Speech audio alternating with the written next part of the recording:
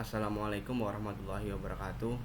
Perkenalkan, nama saya Muhammad Reza Octavian, NIM 23533818 dari kelas TI 3B. Di sini kami di sini akan menjelaskan materi kelanjutan dari jaringan komputer di modul 4. Di modul 4 isinya adalah lapisan fisik. Yang pertama, poin 4.1, tujuan lapisan fisik. Poin 4.1.1, koneksi fisik. Baik saat menghubungkan ke printer lokal di rumah atau situs web di negara lain, sebelum komunikasi jaringan dapat terjadi, koneksi fisik ke jaringan lokal harus dibuat. Koneksi fisik dapat berupa koneksi kabel atau koneksi nirkabel menggunakan gelombang radio. Koneksi fisik yang digunakan bergantung pada pengaturan jaringan. Misalnya, di banyak kantor perusahaan, karyawan memiliki komputer desktop atau laptop yang terhubung secara fisik melalui kabel ke saklar bersama. Jenis pengaturan ini adalah jaringan kabel. Data transmisikan melalui kabel fisik. Selain koneksi kabel, banyak bisnis juga menerapkan koneksi nirkabel untuk laptop, tabel, dan ponsel pintar. Dengan perangkat nirkabel, data transmisikan menggunakan gelombang radio.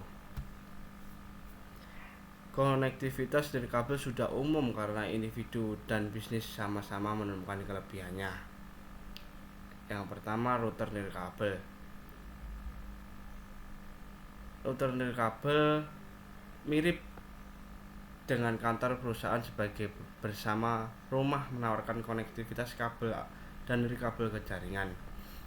Yang selanjutnya, koneksi kabel ke router nirkabel. Kartu antarmuka jaringan. Kartu antarmuka jaringan menghubungkan perangkat ke jaringan internet, digunakan untuk koneksi kabel seperti yang ditunjukkan pada gambar di atas. Sedangkan jaringan area lokal nirkabel atau WLAN digunakan untuk nirkabel. Perangkat pengguna akhir dapat menyertakan satu atau kedua jenisnya. Misalnya, printer jaringan mungkin hanya memiliki internet dan karenanya harus terhubung ke jaringan menggunakan kabel internet. Perangkat ini seperti tablet dan ponsel cerdas mungkin hanya berisi WLAN dan harus menggunakan koneksi nirkabel. Yang selanjutnya, koneksi kabel menggunakan internet. Poin 4.1.2, lapisan fisik. Lapisan fisik menyediakan sarana untuk mengangkut byte yang membentuk bingkai lapisan tautan data melalui jaringan. Lapisan ini menerima bingkai lengkap dari lapisan tautan data, mengodekannya sebagai serangkai sinyal yang dikirimkan ke media lokal. Byte yang dikodekan yang menggunakan bingkai diterima oleh perangkat akhir atau perangkat perantara. Lapisan fisik simpul tujuan mengambilnya sinyal-sinyal individual ini dari media, memulihkan ke representasi byte-nya dan meneruskan byte-byte tersebut ke lapisan tautan data sebagai bingkai lengkap.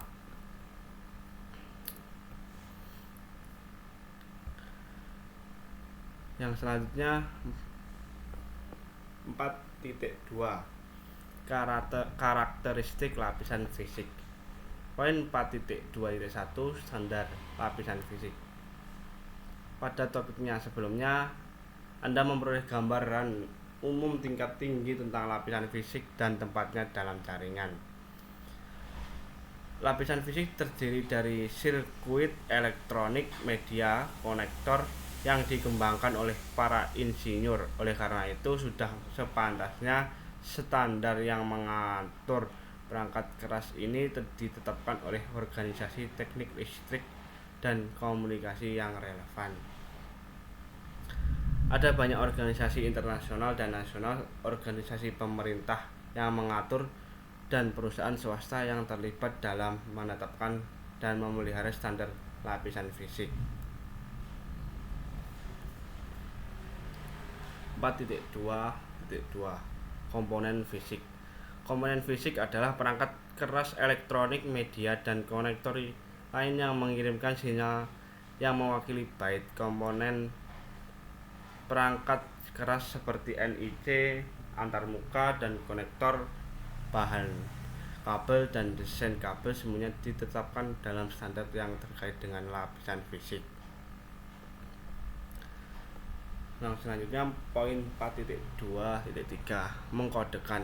Pengodaan atau penyandian baris adalah metode untuk mengubah aliran byte dalam menjadi kode yang telah ditentukan sebelumnya. Kode adalah pengelompokan byte yang digunakan untuk memberikan pola yang ditetapkan di prediksi yang dapat dikenali oleh pengiriman dan penerima. Dengan kata lain, pengkodean adalah metode atau pola yang digunakan untuk mempresentasikan informasi digital. Ini mirip dengan cara kode-kode Morse mengodekan pesan menggunakan serangkaian titik dan garis.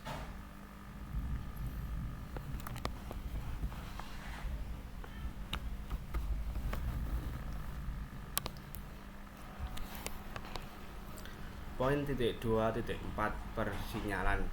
Lapisan fisik harus menghasilkan sinyal listrik optik atau dari kabel yang mewakili 1 dan 0 pada media. Cara byte direpresentasikan disebut metode pensinyalan.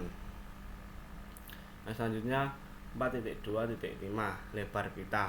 Media fisik yang berbeda mendukung transfer byte pada kecepatan yang berbeda. Transfer data biasanya dibahas dalam hal lebar pita. Lebar pita adalah kapasitas media untuk membawa data. Lebar pita digital mengukur jumlah data yang dapat mengalir dari satu ke tempat lain dalam jangka waktu tertentu. Lebar pita biasanya diukur dalam kilobyte per detik, megabyte per detik, atau gigabyte per detik. Lebar pita terkadang dianggap sebagai kecepatan byte, namun ini tidak akurat. 4.2.6 tentang terminologi bandwidth. Dalam jaringan internet atau jaringan dengan beberapa segmen, throughput tidak boleh lebih cepat dari tautan paling lambat di jalur dari sumber ke tujuan. Bahkan jika semua atau sebagian besar segmen memiliki bandwidth tinggi, yang diperlukan satu segmen di jalur dengan throughput rendah untuk menciptakan kemacetan dalam throughput seluruh jaringan. Ada pengukuran ketiga untuk menilai transfer data yang dapat digunakan. Pengukuran ini dikenal sebagai Godbout. Godbout adalah ukuran data yang dapat digunakan yang ditransfer selama periode yang waktu tertentu.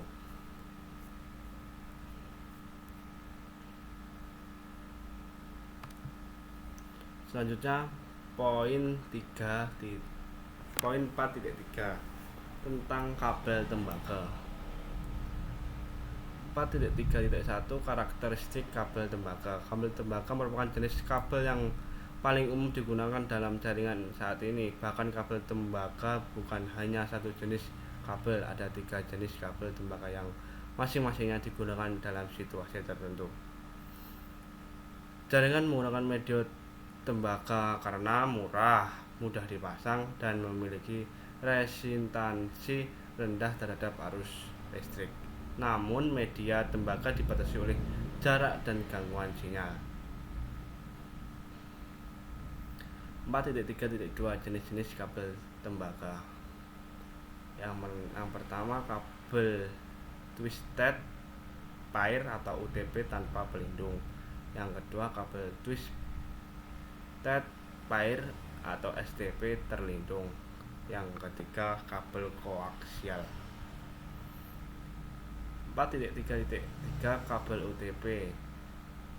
Kabel UTP merupakan media jaringan yang paling umum. Kabel UTP yang diakhiri dengan konektor RJ45 yang digunakan untuk menghubungkan host jaringan dengan perangkat jaringan perantara seperti switch and router.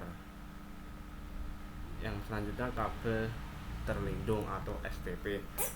Kabel terlindung atau STP memberikan perlindungan yang baik terhadap gangguan dibandingkan kabel UTP. Namun dibandingkan dengan kabel UTP, kabel STP jauh lebih mahal dan sulit dipasang. Seperti kabel UTP, STP menggunakan konektor RJ45. Yang selanjutnya 4.3.5 kabel koaksial.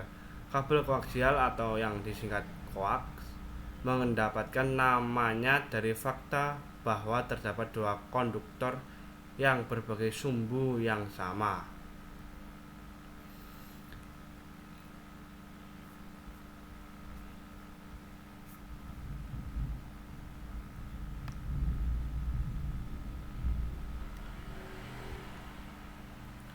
Yang selanjutnya poin 4.4 kabel UTP.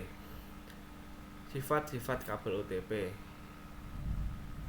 Pada topik sebelumnya, bila digunakan pada media jaringan, kabel UTP terdiri dari 4 pasang kabel tembaga berkode yang dipilin bersama-sama lalu dibungkus dalam selubung plastik fleksibel.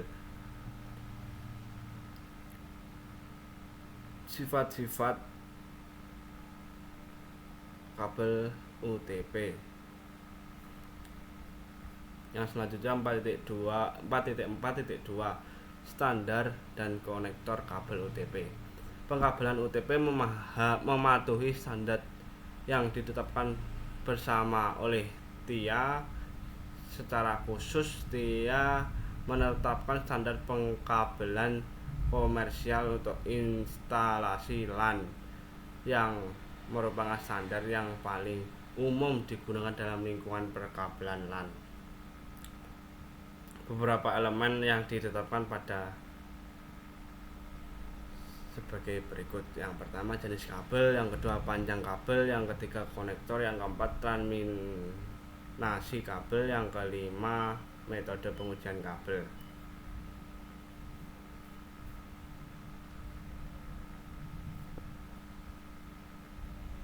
Colokan RJ45 UTP atau soket.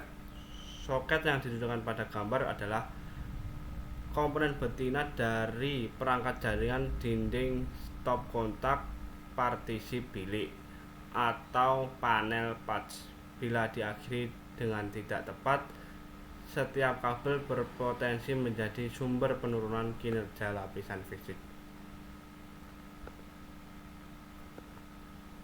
Soket ini ya, soket gambarnya. Kabel UTP yang selanjutnya kabel UTP yang terminasinya buruk. Yang kedua kabel UTP yang diakhiri dengan benar seperti ini. Yang selanjutnya poin 4.3 kabel UTP strike through and crossover. Penggunaan kabel crossover atau strike through yang salah di antara perangkat mungkin tidak merusak perangkat, tetapi konektivitas dan komunikasi antar perangkat tidak akan terjadi. Ini adalah kesalahan untuk memeriksa apakah koneksi perangkat sudah benar harus menjadi tindakan pemecahan masalah pertama jika konektivitas tidak tercapai.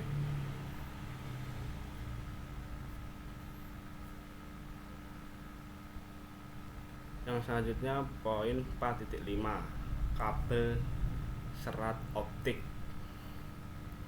Properti kabel serat optik.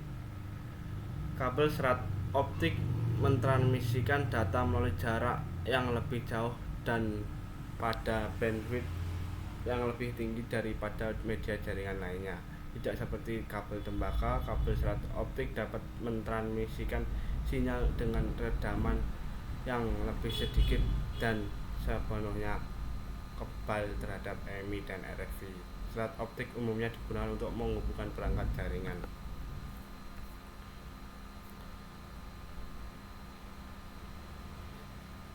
Yang selanjutnya 4.5.2 jenis media serat. Kabel serat optik secara umum diklasifikasikan menjadi dua jenis. Yang pertama serat mode tunggal, yang kedua serat multimode. Salah satu perbedaan yang mencolok antara MMF dan SMF adalah jumlah dispersi. Dispersi mengacu pada penyebaran pulsa cahaya dari waktu ke waktu. Peningkatan dispersi berarti peningkatan kehilangan kekuatan sinyal. MMF memiliki dispersi yang lebih besar daripada SMF.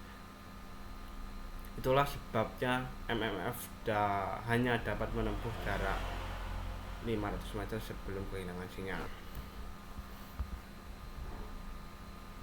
Nah, selanjutnya penggunaan kabel serat optik. Kabel serat optik sekarang digunakan dalam 4 jenis industri. Yang pertama jaringan perusahaan, yang kedua fiber to the home, yang ketiga jaringan jarak jauh, yang keempat jaringan kabel bawah laut. Yang selanjutnya 4.5.4 konektor serat optik. Konektor serat optik digunakan untuk mengakhiri ujung serat optik. Tersedia berbagai macam konektor sebagai optik. Berbagai utama di antara jenis konektor adalah dimensi dan metode penyambungan. Perusahaan memutuskan jenis konektor yang digunakan berdasarkan peralatan mereka.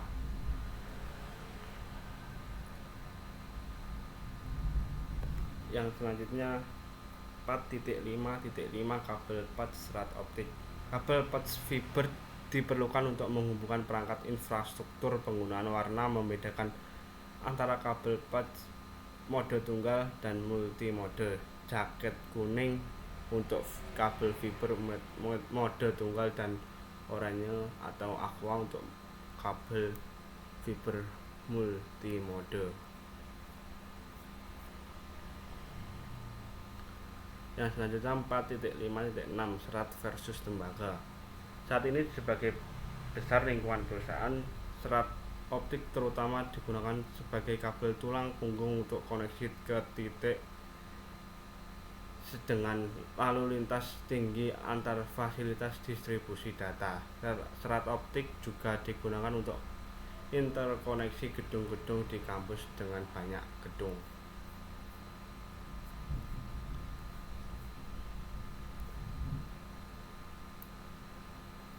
Yang selanjutnya poin 4.6 media nirkabel. 4.6.1 properti media nirkabel. Media nirkabel membawa sinyal elektromagnetik yang mewakili digit biner komunikasi data menggunakan frekuensi radio atau gelombang mikro. Media nirkabel menyediakan opsi mobilitas terbaik dari semua jenis dan jumlah perangkat yang mendukung nirkabel terus meningkat. Nirkabel kini menjadi cara utama penggunaan terhubung ke jaringan rumah dan perusahaan. 4.6.2 jenis media nirkabel.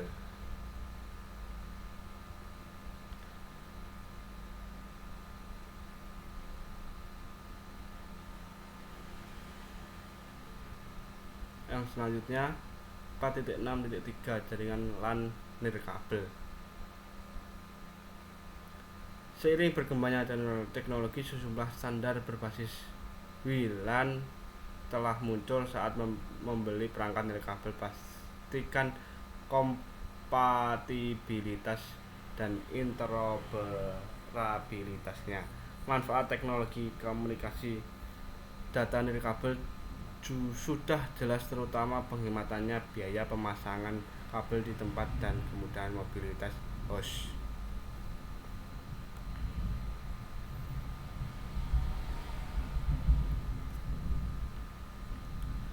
Sekian penjelasan kami dari modul 4. Kalau ada salah kata saya mohon maaf. Wassalamualaikum warahmatullahi wabarakatuh.